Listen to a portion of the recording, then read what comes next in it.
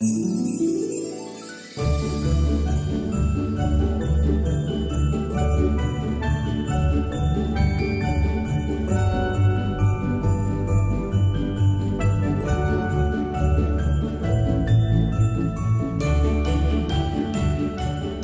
po nating pailawan ang ating mga simbahan upang ang ating pong mga mamamayan ay magkaroon ng pag-asa sa panahon na ang pag-asa ay parang walang-wala na.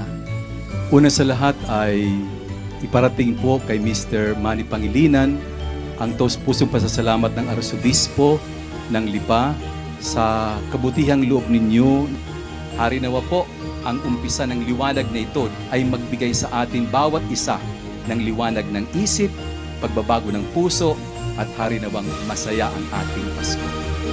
3, 2, 1, yan! Palakpakan po natin ang Juan Meralco Foundation.